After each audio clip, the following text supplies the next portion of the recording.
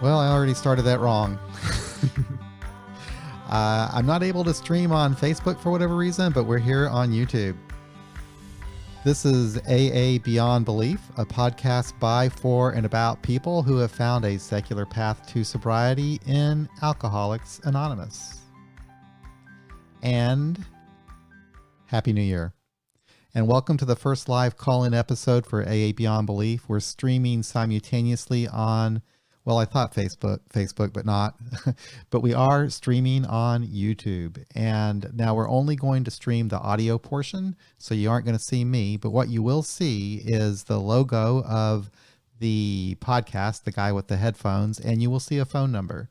That number is 844-899-8278. And the purpose of that phone number is so that you can call us and participate in this episode. So what will happen if all goes well is I am going to speak for about maybe 20 or 30 minutes on a couple of topics that have been on my mind lately, and then we will open up the phones. The topics that I was considering discussing were anonymity in AA. Is this a tradition? Is this tradition still necessary? And the secular AA movement. Is it a movement? And if so, where is it going? So now when you do call in, please feel free to talk about whatever's on your mind. You don't need to stick with the topics that I'm pontificating on tonight. You can ask questions. You can make any other sort of comment. Just say hello, whatever you want to do. I'd just love to hear from you. But before we get into that, I figured that since it is New Year's Day, it might be nice to look back at 2019 and see how the podcast went that year. It was an interesting year as far as the podcast goes. In the beginning of the year, I kind of was in the doldrums. I wasn't posting a lot of episodes during the first part of the year. I think I posted once in April. I didn't post anything in May, maybe one episode in June. There was just a lot going on. I think I needed a break. But in July, I kind of reassessed what I was doing, and I made a commitment to begin posting episodes once a week, and we've been doing that thus far. In fact, we're now posting twice a week, because what we're doing on Sunday, we're going to be posting the typical podcast episodes, the typical episodes where it's an interview type style episode. And then on Wednesdays, we will be posting the speakers, secular speakers. So we have a large amount of audio on the AA Beyond Belief audio page of people who've given talks at open AA meetings and conferences, and they're all people who are in AA who approach the program from a secular perspective. Oh, I got somebody in the queue to call in right now, but I'm not quite ready to take callers. So you're gonna have to hold on there if you don't mind, but I'll get to you. You're at your area code 580. So anyway, I just want to tell you that it was a great year. A couple of good things happened in 2019. Number one, I reconnected with Ben. He came back and we did some episodes talking about some movies. And if you haven't actually listened to the episode of When a Man Loves a Woman, I would recommend it. That was a lot of fun, and I'm kind of proud of that episode. So it's been good to have him back. Another thing that we did is brought Angela B on board. And she has been my co-host as we go through the 12 steps again.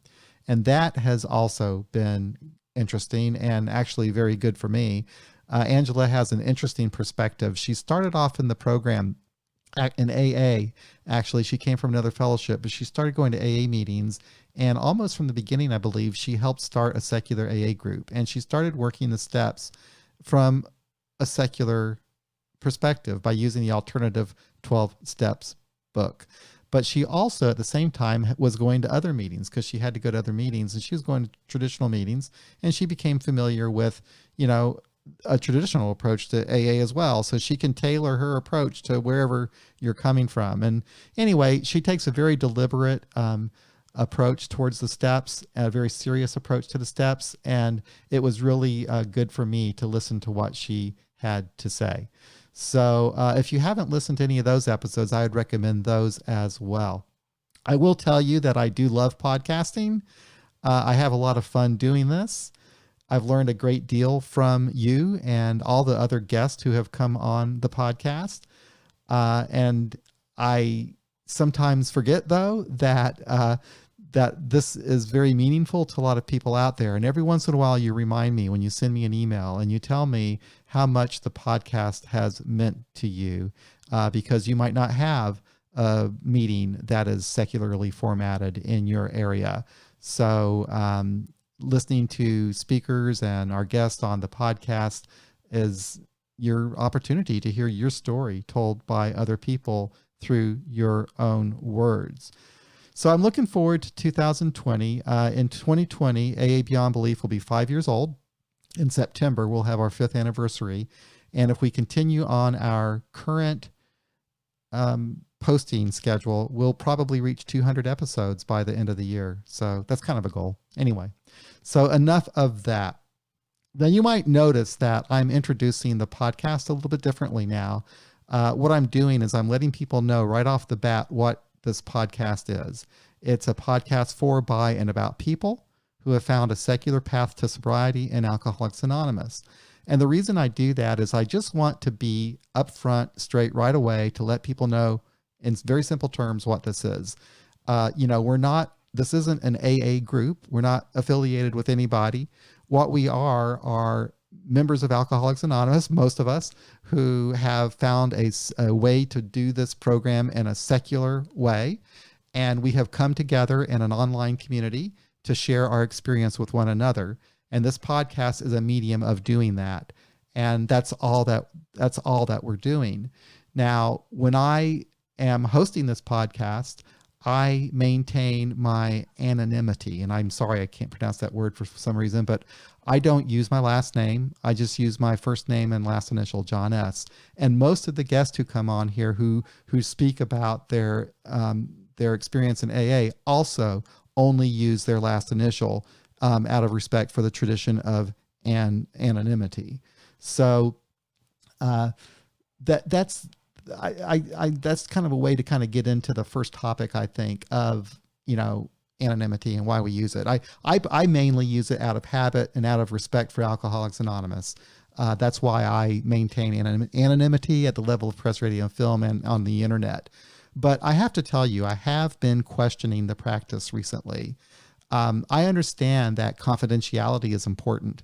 And it's really important that a newcomer feels that when he or she goes to an AA meeting, that whatever they say there stays there. That's really important. But that confidentiality isn't really the same thing as anonymity. And I sometimes wonder, can't you have confidentiality without anonymity? I mean, it seems like other programs that support people do that.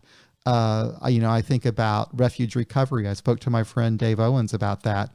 They don't have to be anonymous in refuge recovery, and yet they still respect the confidentiality of their members. So what is it about AA that makes us want to be anonymous? So I went and read the 12 traditions and the 12 steps on the 12 traditions. And as you know, there are 2 traditions that mention anonymity, and that would be traditions 11 and 12. And tradition 11 says our public relations policy is based on attraction rather than promotion. We need always maintain personal anonymity at the level of press, radio, and films. Now, as you read through the essay on tradition 11, you'll notice that they say that publicity is okay. That's good. It's okay that AA is in the movies, it's on television, it's in the radio, it's in the public eye. That's great. But what is bad is promotion. And I'm going to read you a quote from the 12 and 12. It says in there that, quote, nearly every one of us are irrepressible promoters. And, quote, it's frightening to have a society full of promoters. So, I have to question that. Is that really true? Is nearly every single one of us an irrepressible promoter? I don't think so. I don't think there are very many of us that want to go around promoting AA. I think most of us, kind of keep it on the down low, our membership in Alcoholics Anonymous. I mean, it's just like, it's not something that is relevant for me to talk about in my day-to-day life or whatever. It's not something that I want to do. I don't have that ego to want to be the spokesperson for Alcoholics Anonymous. And I haven't really met many people in AA who do. So I'm not really buying that we are irrepressible promoters, and that it's really frightening that our whole organization is full of people like that. Another thing that Tradition 11 says in the essay that I found really interesting is it talks about how organizations seem to attract people, or rather promote their organizations by through the prestige of the people who are in the organization. And again, I wonder if that's even true, and it says that AA shouldn't do that. But are people really attracted to an organization because of a personality and in particular the prestige of a particular person? I don't think so. Again, so, I'm just kind of questioning these things. And then I, you look at Tradition 12, and it talks about how it is the spiritual foundation of all of our traditions, reminding us to place principles before personalities. Now, this tradition was started because it was important for people that they have some confidentiality in Alcoholics Anonymous, that what they say there is sacred and remains in the room. Apparently, according to the essay that Bill W. wrote, in the early days, there were stories being spread around that people would hear in an AA meeting, and that was putting into jeopardy, the whole idea of Alcoholics Anonymous, that you could come in and it's really funny. I just realized I forgot to hit the record button.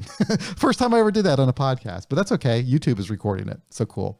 Anyway, so that's the deal there. Now, it's really interesting that this whole thing about anonymity, another reason that it came about is, the Big Book says that they did it because there were so few of them, and the Big Book was going to make such a big deal. They wouldn't be able to handle all the publicity if people know who they were. But what was really going on, if you read Ernest Kurtz's book, Not God, is AA, the early people in AA, they were really wanting to depart from the Oxford group. And they were kind of self-conscious of this connection to the Oxford group. You see, the Oxford group was really big about evangelizing. And they would expect the people in the Oxford group to go out in the public and talk about how the Oxford group changed their lives. Well, the early AA members didn't think that that would be an effective way for them to reach other alcoholics through evangelizing. And they themselves didn't want to put themselves out in the public because it could jeopardize their careers if, they came out publicly as an alcoholic. And then another reason that they had for remaining anonymous is they were afraid that their egos would get out of hand if they started traveling around speaking about how wonderful their sobriety is and what AA did for them. So those are some of the reasons that were given for anonymity. But I have to ask, has there ever been a situation where anonymity has been broken that hurt AA? And if you do call in, and if you know of such a situation, I would like to hear about it. But I will talk about real quickly a couple of famous historical instances of anonymity being broken. And one of the first was a baseball player in Cleveland in the 1940s. His name was Raleigh Hemsley, and he was the catcher for the Cleveland Indians. And the Cleveland Indians at the time had a pitcher, a young man who had a lot of problems and needed a lot of guidance and mentorship. So Raleigh had a bad alcohol problem, but he got help through AA and got sober.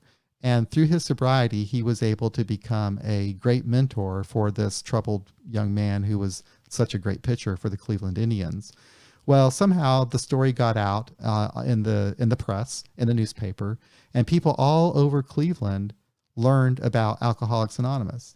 And those people in Cleveland, they were really protective of their anonymity. They were almost like a secret organization. They were just really under the covers. But anyway, after Raleigh came out with his story in the paper, the Cleveland AA was flooded with people interested in Alcoholics Anonymous. So what ended up happening is more AA meetings started, and also the tradition of sponsorship began. Because what was going on, so many people were coming into AA, you had to make sure that these people were serious about wanting to be sober. So they had to have someone sponsor them to get into a meeting. They had to vouch for that person's sincerity to be sober. And that practice developed into the practice of sponsorship that we know today. Another thing that happened is they started using the Big Book more in Cleveland around this time. So all I see from that break of anonymity were positive things that happened. Nothing bad happened when he broke his anonymity. Now, did Raleigh get drunk? Did he stay sober? I don't know. Would it have even mattered? I don't think it would have. I don't think that people were attracted to AA simply because of Raleigh's personality, but it was the story. It was the story of Alcoholics Anonymous that attracted them, and Raleigh just happened to be the person who told it. Another instance that is famous, I guess, is Marty Mann, one of the first women in AA, and she broke her anonymity. What she did, when I was reading Ernest Kurtz's book, Not God, I'm really not clear if she out and out announced that she was a member of AA, but what she would do is she would freely and openly talk about her alcoholism, and it was just assumed that people who did that were in AA. But another thing that she did, and this goes right to the prestige issue, she started an organization called the National Council for the Education on Alcoholism, the NCEA, which later became the National Council on Alcoholism and Drug Addiction, which is now known as, I believe, something else. But she started this organization, and when she wanted to get it started, she put Bill W.'s and Dr. Bob's, actually their first and last names, on the organization's stationery, and then she mailed that out to people. And so she was suggesting that Alcoholics Anonymous, in the form of Bill and Bob, were behind her organization. Well, AA members all over the place threw a fit, and they forced her to take those names off of the letterhead. But Marty, if she broke her anonymity, what happened from that hurt AA? I just don't know. I mean, what she ended up doing is she helped destigmatize the disease of alcoholism, and she went on to start an organization that has done a lot of good over the years. So there you go. Now, another thing that I will mention very quickly is the Jack Alexander Saturday Evening Post story. That wasn't necessarily a break of anonymity. People weren't using their last names, but they certainly had their pictures taken for the magazine. And also, what's the difference between that? How is that not promotion? And it's not to say it was a bad thing. I mean, that Saturday Evening Post article attracted a lot of people to Alcoholics Anonymous, and the fellowship grew from that. So I'm not saying I'm against anonymity and that we should abandon it. I'm just saying I'm questioning it right now. My view of it is changing. I used to be a stalwart supporter, and now I'm just kind of wondering, really? Why are we even doing this? I sometimes get the feeling that we're doing it because it's a way to control people. Like Bill Wilson was really wanting to control so that he was the sole promoter. He didn't want other people being the promoter. They were afraid that we were a society of promoters. So I kind of have a feeling it was a way to kind of maintain control. Anyway, enough of that. The final thing I want to talk about, and I don't even know how long I'm going because I wasn't recording for the first part. Oh, I see, 18 minutes. Okay. Final thing I want to talk about is secular AA, so-called secular AA. Is it a movement? I say no, it is not. It's not a movement. What secular AA is just people who have started special interest AA meetings for those who prefer a secular experience in AA. So these are special purpose meetings. It's like the LGBTQ meetings that started. It's like women's meetings. It's like young people's meetings. It's like medical professionals meetings. It's like the Native Americans meetings. They're special interest meetings within Alcoholics Anonymous. They're not a movement. When I think of a movement, I think of an organized effort to affect change. I don't think that is going on with the secular AA groups. I can't speak for any other group. I can't even speak for the members who go to my meetings in Kansas City at We Agnostics, but nobody in those meetings talks about making any sorts of change in AA. They're happy, at our meeting doing our thing, and the rest of AA is happy with us doing our thing. They don't know about, as far as I know, no one ever talks about ICSA. No one ever talks about secularAA.org. They don't even talk about AA Beyond Belief. No one ever talks about anything. It's like, all of this talk about a so-called movement in my mind, only seems to exist online. It exists in the Facebook groups and in online conversations. So, again, I don't believe that there's a movement. I just believe that there is a desire of a lot of people to start special interest, special purpose AA meetings for agnostics and atheists. And that's been going on since 1975. And all we have now, we have an organization that supports that. The secular AA organization is there to support the creation, I guess, of these special purpose AA groups. It's not out to change AA or to separate from AA or do anything like that. It's not a movement. It's just simply there to support secular AA groups. Okay. So I've pontificated now for 21 minutes, and we do have a caller. I hope we haven't lost him. I'm going to go ahead and see if I can get him on the phone. Hello, thanks for calling. How you doing? He's not there, I don't think. He might. Are you there? Okay, that didn't work. I'm going to drop you. You might want to call back. Who knows? Anyway, if you want to call in, our number is 844-899-8278. So the phones are open, and you can call in if you would like to comment. Oh, someone is calling. Here they goes. Hello. Hey. Oh, good. You're there. How are you? This is John. Hey, John. This is Trey. Hey, Trey. I'm doing great. Yeah. I didn't realize that I would be the only caller. Yeah. Well, this is our first time doing this. And now that there are 9 people watching us on YouTube, which is kind of cool. I tried to stream this on Facebook, but that didn't work. I probably should have tried to figure out how to do it before I went live. It's also funny that I didn't remember to record until I was like halfway through my diatribe. But anyway, that's what you get when you do something for the first time. Right. So what's on your mind? That first topic, I didn't catch the first topic. What was the first? Anonymity. And I can't pronounce it, but anonymity.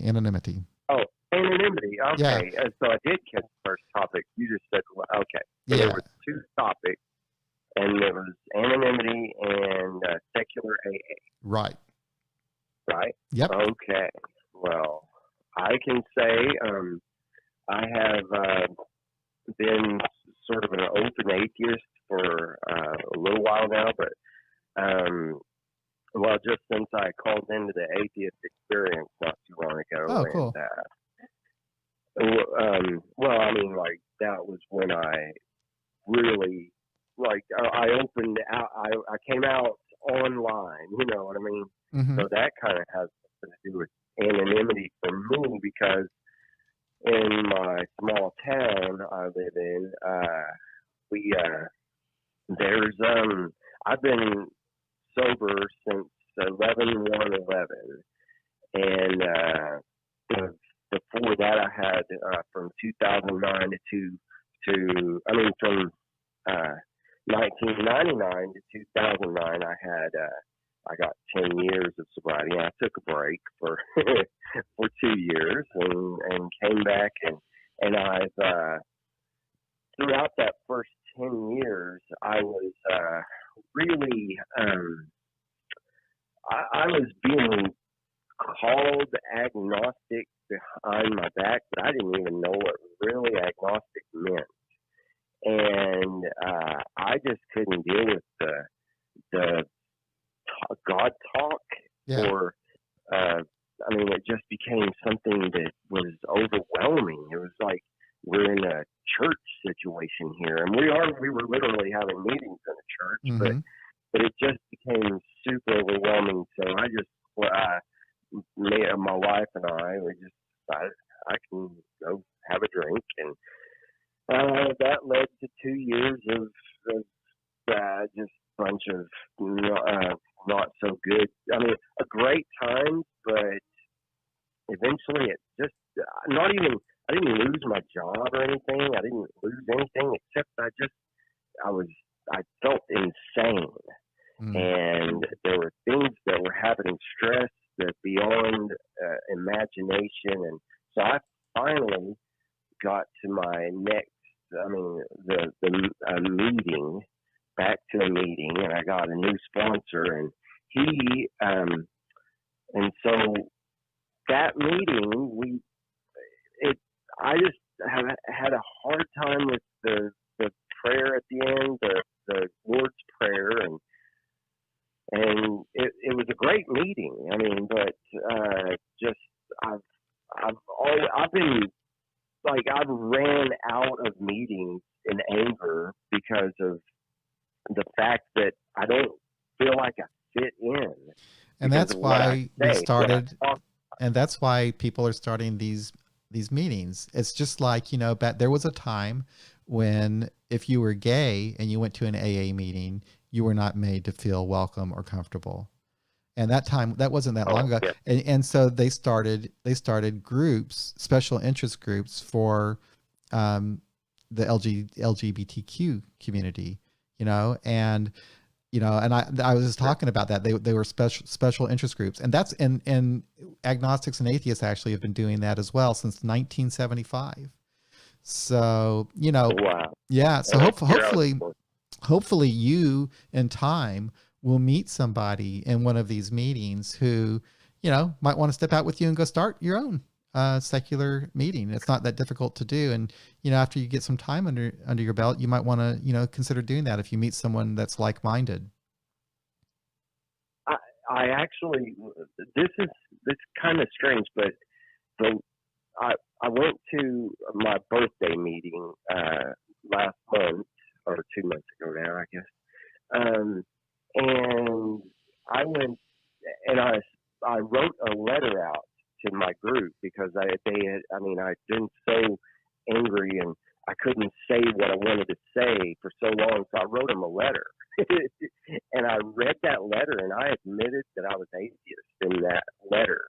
And I said, you can do what my sponsor does, is say, hey, God, you may not believe in God, but God believes in you. I don't really like it, but I mean, whatever suit floats your boat. Yeah. And then after I'd spoken about my experience, and this kid, he was 26 years old. He said he'd been homeless and out on the street since he was 6 years old. And he said, I thought this was just a bunch of, he said, I've never spoken in a meeting. He told us that he'd never spoken in the meeting. I don't know how long he's been going there. But he said, I thought this was just a bunch of old people coming to meetings. And so there you go. I opened up a new line for that kid. Who knows? Well, we had another guy call in, but she just hung up. But if you want to call back, the lines are still open. No problem. Okay. But anyway, thank you, Trey. It was nice talking to you. Thank you. Mm-hmm. All right. See ya. Bye-bye. Bye. So yeah, if you'd like to call back, the lines are open. The line is open. Here he is. He's back. I think. Nope. Okay. Anyway. So Trey found himself uncomfortable at the traditional meetings because of the Lord's Prayer and the heavy, emphasis on God. And that's obviously common. And again, like I said, that's why, we have special purpose groups for us. Okay, someone's calling. I'll talk to them. Hello? Hello? Oh, hi. How you doing? This is John. John, this is PJ from Sydney. How are you? Oh, PJ, how you doing? How funny. Good. I know you said we couldn't ring in from overseas, but I have. How about that? I guess you can. I wonder if the people listening are hearing the crackling noises from the people that call in. I hope that the quality isn't that bad, but it's okay. Oh boy, this is kind of fun, PJ. It's something that I never I don't know. I just had this idea. Hey, you know what? I got some new equipment is what happened, PJ. I got some new podcasting equipment and I'm very excited about all the different things I can do with it. Yeah, And I learned you can take these calls. So why yeah, not? So what do you want to talk about? yeah. That's right. Look, I was just listening with interest to the anonymity, and I guess the thing personally I liked about it was when I came to AA, I felt really bad about my drinking and my whole life, and I was just glad that all they wanted to know was my first name. So, Yeah. you know, as an initial start in AA, I found that really it was a sort of a mantle of protection, I guess. Yeah.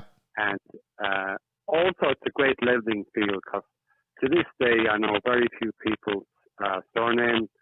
I don't know what they do for a living. I like it that way. Mm-hmm. It's very equalizing. So True. that's the sort of personally. I did think that you asked if we knew of anybody who, by breaking their anonymity, they did damage. I know one guy whose anonymity was broken at work by a colleague, and he lost his job when the boss found out. So that's about the only incident, but yeah. which is probably pretty rare. And this is going back 20 years ago. But I do think, look, it's a really interesting podcast, and it's made me think about it and my point of view and take on things. So Yeah. that's really what I would take away. Do we really need it? I guess it depends on the situation, I suppose. And I just think, but by and large, I'm sort of happy personally to keep it. Yeah, I am too. I'm not ready. Like I say, I'm not going to change it. In fact, I'm still anonymous when it comes to being out publicly like that. But I don't know. I just kind of thought about it because, these other organizations that help people with addictions, that aren't 12-step related, they still can maintain the confidentiality of the people that go to those meetings, but they don't have to make a big deal out of being anonymous. I'm just saying, I don't know. Yeah. and they don't have this problem. What I found so funny is when you read the traditions, they really Bill W. thought that we were a society full of irrepressible promoters. I don't know, maybe we are. Yeah. Well, I think he was talking about himself. Yeah, probably so. Probably so. Yeah, yeah. So, but it is interesting. I think a lot of most. Yeah, it is, and also I do think we're a sort of a movement. Is it black and white whether we are or not? Yeah. Can we be grey? I guess that we have secularaa.org, which has the list of meetings worldwide, which we in Australia use. Yep. We are contacting each other here in Australia. We're getting together not to change AA, but it's a movement in the sense of having rooms for people like us. Yeah. Yeah. So it's a sort of a movement in a way, you know what I mean? Yeah. I guess the word just kind of scares me a bit because it just seems like, that people might think that we're rebels or that we're, trying to upset the cart or that we're even organized at a top-down level, because we're not. And, I just think about the people in my group who don't really know about the rest of they don't really care about what's going on outside of the group, but, But yeah, it isn't. We are. I see what you're saying though, because it's just, even the gay groups when they were starting, that was sort of a movement. I mean, they didn't feel welcome in AA, so they got together and they started groups and meetings and I guess through helping each other do that and word of mouth, and they even organized. There is to this day Gala, which is a website for that organization. So yeah. Anyway. Yeah. I think, you see, I'll take a leaf out of John Lauritsen book and say, we're real AA. So secular AA is the real thing. And then others add something else into it, like make-believe and fairy tales. Yeah. So to me, we're like the real AA. That's my sort of take on it. And your meeting in Kansas where I met the people, never seen a big book. Yeah. Never seen the steps. and they're sober. Yeah, they. Everybody should go to Kansas just to see that. Well, you know what's funny, PJ, is I tried to introduce the big book at our step meeting that we started after you left, and it didn't go over well. They don't like it. I wonder why. Yeah. Yeah. Yeah. Anyway. All right, Ben. Look, All right, nice. Thank you for calling. I got another Wonderful caller. chat. Thanks so much. Thank you. Take care. Okay. Bye-bye. Thank you. Bye. Hello, this is John. Hello, my name's JB. I'm in Memphis, Tennessee. Hey, JB, how are you? I'm doing pretty well. How's it going? I'm doing good, thank you. I think for flight. Oh, good. Flying by the seat of your pants. It's going okay with the technology stuff. It's brand new, like you said. It'll be all right. Yeah. It is kind of funny. I was really quite nervous about this before I started, and I thought to myself, why the hell am I doing this? Causing myself this stress. Anyway. It's better just to jump right in and figure it out after instead of Yeah. I knew I was gonna get it perfect before you even start. You know? Yeah, I learned a few things. I got to figure out the Facebook part because I thought for sure that Facebook would go, and it didn't. Anyway. So what's on your mind? Yeah, I don't do Facebook. So I'm really glad you have these podcasts out. And but one thing about when you're saying you had a little bit of a hiatus, the best thing about this format with YouTube and podcast now is your old one can be just as relevant. Because I've been sober about 2.5 years, and so it was fine for me to go start from the beginning. So yeah, I'm sure you get burned out sometimes and don't feel like putting them out constantly. I had people tell me that, and it is true. We have built up quite a library of those things, which is pretty incredible. But yeah, thank you for saying that and reminding me of that. So maybe I do need to take a break every once in a while.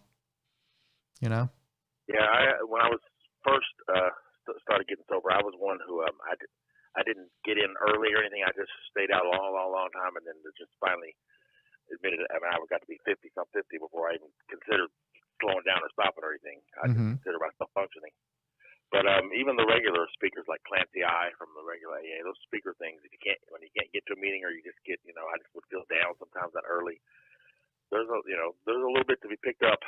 Yeah. All over the place. And I think the secular meetings are definitely, I think what you said is better. You're not trying to reform and make everyone else switch. Right. Just nice. I go to most meetings they're pretty heavy handed with all that stuff.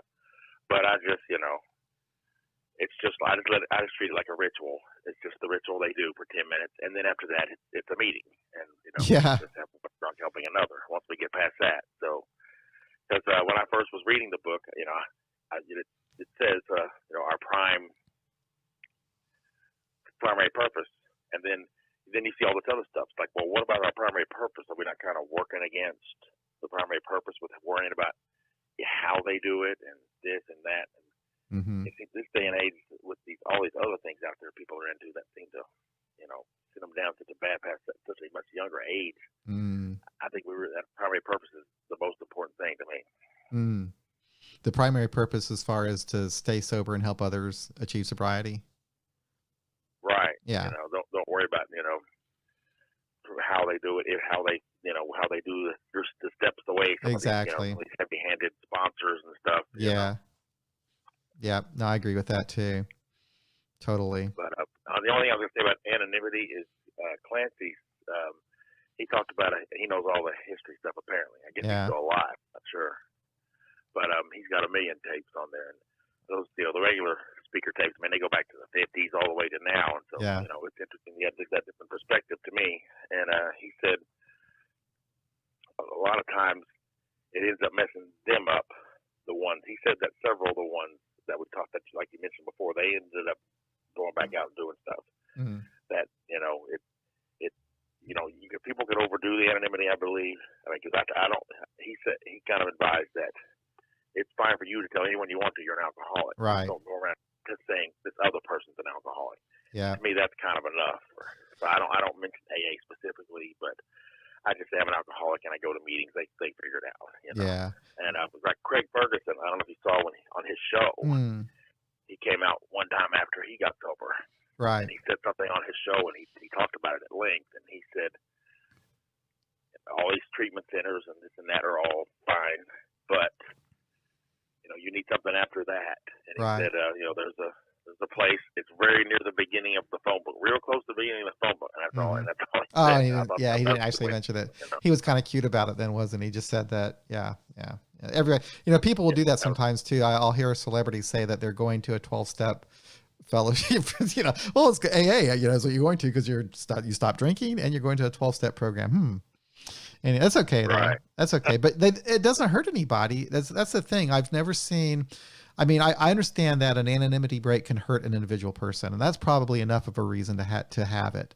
But it's never, as far as I know, hurt AA as a whole. But no, I don't think so. I agree with you. I think if anything, it's helped. Al-Anon runs ads on the radio here. Yeah. But it's Al-Anon. Right. Well, I appreciate you calling. I got someone else in queue right now. Let me go ahead and take their call. Yeah, I just wanted to say I really enjoyed some of your history episodes, and I'll keep listening. Thank you. Well, thank you. Take care. All right, bye. Bye-bye. Hello? Hello. Hi, this is John. Hey, John, this is Paul calling from North Florida. Oh, hi. How are you? I am doing very well, very well. I'm kind of excited today because today marks my 30th AA anniversary. Did you say 30th? Yeah, yes, sir. Congratulations. That's great. Thank you. Yeah, the last gentleman was talking about Clancy I, and a lot of people, there were speakers always talk about how they were atheists, they no longer am, they no longer are atheists. That I don't agree with. I think what they really were we call apatheists, meaning they believe but they just didn't care. Right. I got that term from Aaron Robb. Oh, right. And that is kind of how. Yeah. And for the first 20 years of my sobriety, I was a theist, and I was terrified of letting go because I feared that letting go of this belief was going to jeopardize my sobriety, and keeping sober is the most important duty I have myself to do at all times. And finally, I listened to Aaron Robb, Matt Dillahunty, these other atheist celebrities. I had to ask myself, what exactly do I actually believe? Why do I actually believe it? How do I know I'm right? Why do other people think that they're right? And why do they think I'm wrong? And why do I think they're wrong? And I had to ask myself these questions and ponder. And finally, after a while, I realized that they all can't be right. They all can't be right, but they can all be wrong. Yeah. And slowly but surely, I relinquished my belief in the higher power. And today, I use the old saying, good orderly direction. Yep. And one of the things that people talk about spirituality, and of course, the one page, we must keep in fit spiritual condition, and we have daily reprieve continue to remain to a spiritual condition. And the gentleman Bart Kimpolo of the Humanize Me podcast mentioned this. Is that spiritual or spirituality is the pursuit and cultivation of goodness, and that's what I use. Yeah. And it works. That works for you. Yeah. There is a lot of crackling when you speak. I hear a lot of crackling in my end. Oh, do you really? Yeah, I'll have to figure out what's causing that. Who knows? I got a lot to learn about this whole thing, the setup, because I think I should be able to take calls. See, I watched a lot of YouTube videos about how to do this, and everybody else, it went just perfect and sounded great. So I must be doing something wrong. I must have it set up wrong or something. But it's still nice to hear from people. We're getting close. We're probably going to be able to do more podcasts that will be done live and where we can take calls. I'm enjoying this already. It's fun hearing from people, Yeah. I was going to suggest, I put a couple things in this. It's not really a chat room, but But please consider doing live broadcasts more like this more often. I would love to partake in them. Okay. And maybe like chat room type thing. I think that'd be great. Yeah, we can absolutely do that. It was easy to do it on YouTube. I can't figure out Facebook, but that's okay. I'll figure it out eventually. And then I do want to get this crackling thing settled as well, because that's kind of weird. But anyway, it seems to be working. Well, thank you for the podcast. I really enjoy it. Thank you. Yeah. And like I said, this is my 30th year sober. Congratulations. Yeah, and thank you. And once again, I go through the Christmas holiday, between Thanksgiving and Christmas. There are more relapses, and I did not have to relapse, thank goodness. Yep. And so I get to work with other people, share my experience, strength, and hope with them, so that they will not have to. Yep. Now where I live, there are no atheist or secular meetings in my area.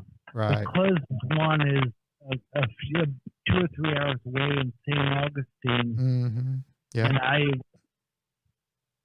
eventually want to go to that one, but it's kind of far away. Yeah. I've had you were on our podcast before, weren't you? You were a guest on the podcast here, weren't you, some time ago? Yes, I thought so. Episode 69. That's right. I remember that. Yeah. I remember that because my family is originally from Florida, and I'm real familiar with that part of the country, and North Florida in particular. And I remember I was going down to Jacksonville around the time that you and I did that podcast, and I went to the Florida State Convention down there, which was really interesting. And we did a We Agnostics panel at the convention, which turned out which turned out really well. I don't know if they've done another one down there since, but I really like the community of the agnostics in Jacksonville, and I've stayed in touch with them since I came back from there. They're nice people. I would be happy in Jacksonville. It sounds like it. I would love to sometimes go out there, but my car, I don't have air conditioning in my car. Right. So and I'm on Social Security as a result of a major auto accident. As you can tell by my voice, I have a speech impediment due to that accident. Yep. So I don't really get to go out very often. And the Jacksonville convention was, I think it was like $65 to go in. That's a lot, isn't it? Yep. Yeah. I was lucky at that one. They paid my way, and they actually put me up in a hotel room too for participating. It was kind of fun. Anyway. So I watched. Go ahead.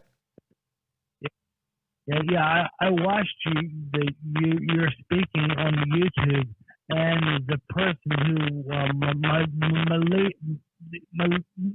my former sponsor was there, and I asked him to look for you, and I don't know if he did or not, but he is not an atheist. Okay.